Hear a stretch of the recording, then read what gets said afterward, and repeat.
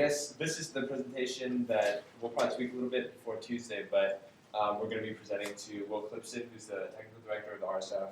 We're going to be to Evan Avila, who's the IT director, and also a few other people who are involved with the RSF stuff. So I guess first off, final project presentations. This is our group right here. Yeah. As you can see. From the left to the right, Will, Justin, Robert, Phil. And then I guess today, so I'll just talk over, I guess it's going to be pretty informal because we haven't rehearsed this specifically, but we're just going to go over a few things. I'm going to talk through the goals we set out for the project, our key findings. I think Phil and Justin can go over, and then Phil, Justin, and Robert will go over the prototype a little bit. And how the back end works, and where we're going to go with the project, its first steps and next steps. So, so a quick overview of the current system. I'm not sure how many of you guys have seen this before. We performed an initial study of the treadmill and pre-course sign-up system at the RSF, which included going down to the RSF and actually interviewing users, being users ourselves. We used the body storming technique for 2 hours during peak times to see exactly how people were interacting with machines. So we immediately determined that the best course of action is to immediately update the outdated and unusable paper system and work to phase it into a computerized system by fall of 2008. Originally, we wanted to do a paper system, an interim paper system first, but we didn't get around to that, so we're just shooting for getting this implemented next semester. So we set a few goals. Preliminarily, we decided after that body storming, we decided to focus first on enforcing the 30-minute rule and decreasing the spikes in usage that we had talked about with the RSF is a kind of a goal for the next stages of the project.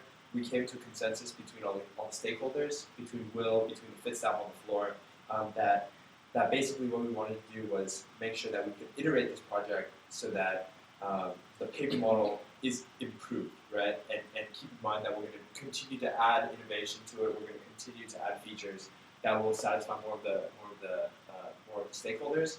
But at this point, it's important for us to make it easier to use, and it's important for us to decrease to make it more easily enforced. So key challenges that we touched on were obviously getting on machines and identifying which are free, how long people have been on, what the rules are, and what's the notification system. These are all pieces of the puzzle that were very flawed. In our research, we found that, for example, which are free. So it says, because the gym is long and narrow, it's hard to see which machines are free because the sign-up table is at one end of the gym and the machines span all across the entire gym. The machine count is hard to determine from far away, and people are too lazy and they're scared to lose their place in line if they walk in the gym and back. What we found is that 10% of the machines are actually free at peak times. They just aren't used because people don't see them. Second, people are scared of losing their spot in line, so they don't move. How long people have been on. Key takeaways here. There's little enforcement of rules, and there's a fear of confrontation. Confronting people is hard. It's hard to see what the rules are. If you can take a look at that big jumpy, there's basically 5-10 boards that tell you how to sign up for the machines, and nothing really tells you specifically what you're supposed to be doing. So the signups are often ignored, often abused, and the notification system is very flawed. It's an honor system, and people don't use it. You have to talk into the mic. People are a little scared of that.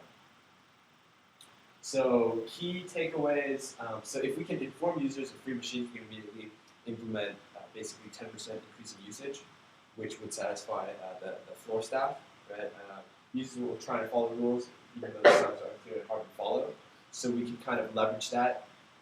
And users like making verbal contacts on the fly with other people, so they don't use the microphone. They just say, "Hey, are you next?" I'm going to go. And most people are honest, at least for getting machines. Although that's been a little bit, we've been doing this project for a while, and when we've gone back, there's been decreasing honesty in the sign-up and usage procedure.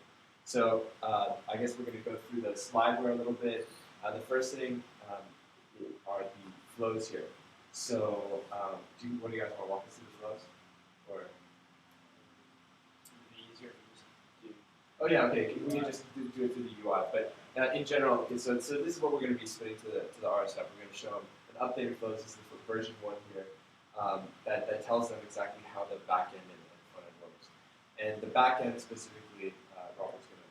Well, the back end is kind of we had to come up with a way to manage the database of who's actually on the machines, who's in line, how long people are waiting, and we had to come up with a way of presenting to the user when they walk up to the computer how much time there is till you can get onto the machine. So basically what we did was we had to read in each machine. We had to find a way of getting each machine, populating the machines by everybody who's generally in line, and then we also had to account for people who wanted a specific machine because we found that one of the, I guess, user types is people who will actually go and have a favorite machine that they like to work out on. So we accounted for that to allow them to do that.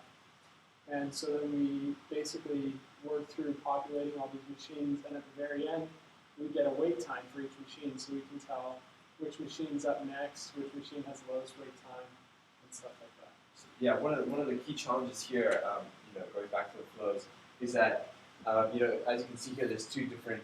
You can either choose a specific machine, or you can choose a machine type, and it's hard to integrate that. So Robert did a good job thinking through a way in which that we would be completely fair. The first person who gets to the gym gets to get on whichever machine. And it's all based on who got there first. So even if you're waiting for a machine and another one comes up earlier and you're in the general wait line, you'll get it before somebody who came after you because it's all on. And we found that to be the most fair way of distributing people on machines is who got there first. So then, so here's like a little bit, kind of like a first pass. We'll show you the second revision in a second. So I was talking about it just